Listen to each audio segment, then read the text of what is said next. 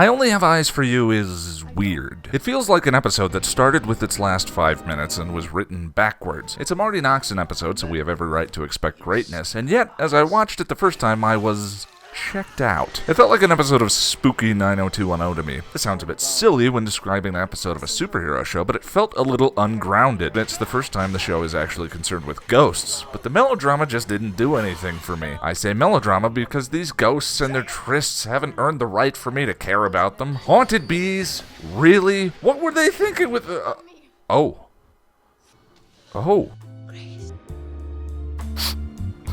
Okay, I love it.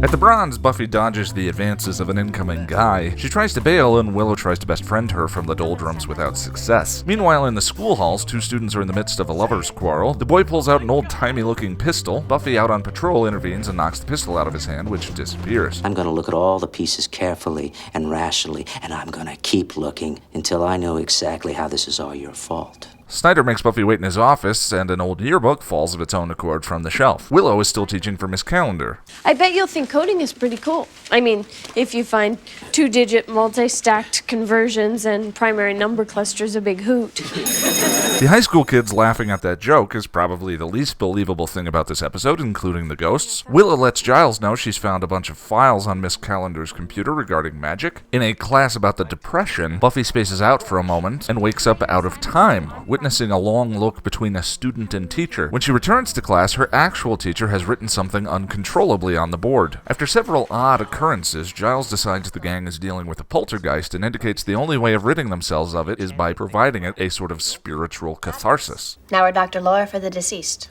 That night, as a teacher and the janitor pass each other in the hallways, they are overcome by the same spirit as the kids from earlier. A gun appears in the janitor's hands, he fires, and the teacher tumbles from the roof dead. Giles, working late, hears a noise and suspects it may be Jenny's spirit that is haunting the place. He witnesses the teacher's murder and tackles the janitor. The gun disappears. The next day, Giles explains it's Miss Calendar's spirit causing these instances. The gang is unconvinced. You should never be cowed by authority. Except, of course, in this instance, when I'm clearly right and you were clearly wrong. After a bit of research into previous shootings, they discover the people Buffy dreamed of in the archives. The student and teacher were having an affair, the teacher tried to break it off, and the student shot her, then went to the band room and shot himself. Willow is saddened by the whole thing, but Buffy seems unusually unsympathetic. He's a murderer and he should pay for it. More poltergeist hijinks ensue, and Snyder shares a surprising conversation with the police officer. We're on a hellmouth.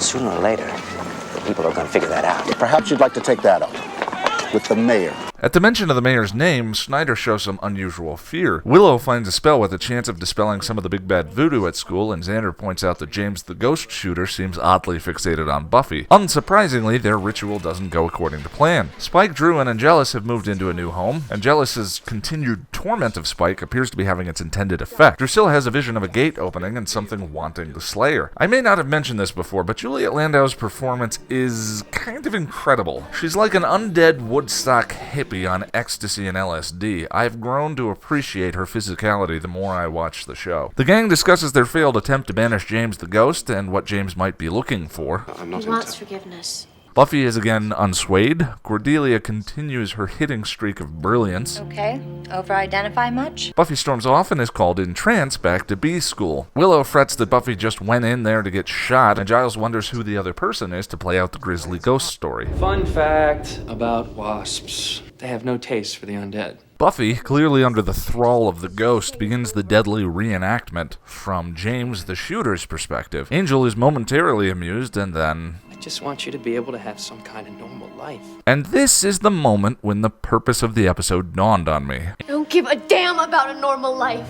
Angel, when I look into the future, all I see is you. I think about you every minute. Every time something like this happens, my first instinct is still to run to Angel. Angel is dead, again. Except that unlike the teacher, Angel can't die from a gunshot. Buffy goes to the band room to finish the reenactment that culminated in James's suicide, but this time...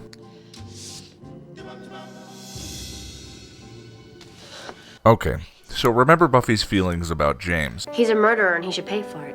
Let's consider the gender-swapped lovers, and on the night of the Sadie Hawkins dance, no less. Buffy very specifically takes James's role in the murder-suicide reenactment. James's teacher was older than him, as Angel is older than Buffy. Her relationship to James is a suggestion of her own guilt over Angel's death, and the ripple of consequences that have come since. Her vehement lack of empathy when describing James is only an indication of how she's feeling about herself. James destroyed the one person he loved the most in a moment of blind passion.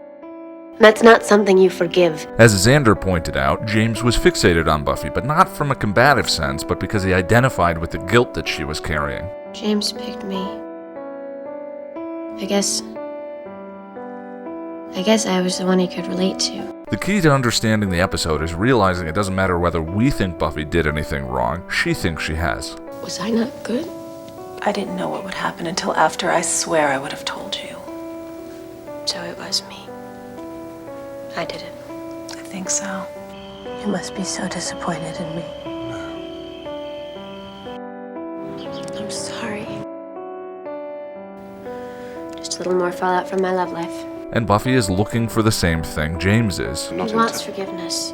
But she can't find it because she doesn't think she deserves it, so why should she allow herself to be happy? And then the dialogue between Angel and Buffy provides her this moment she needs. You thought I stopped loving you.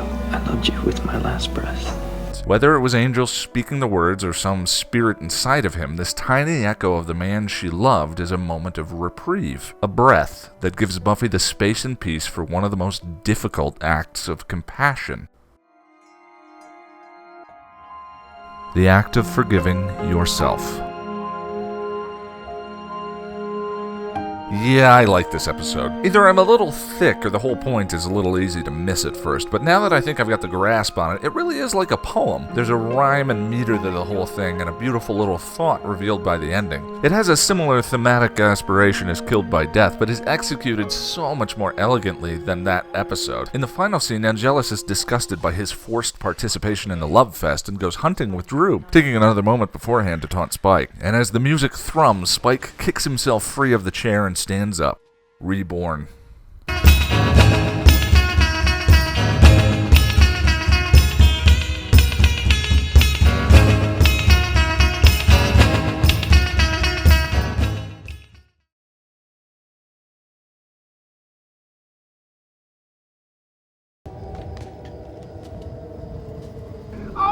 What is it? What is it? What is that? What is that? What is it? Oh, no, not the beak! Not the beak!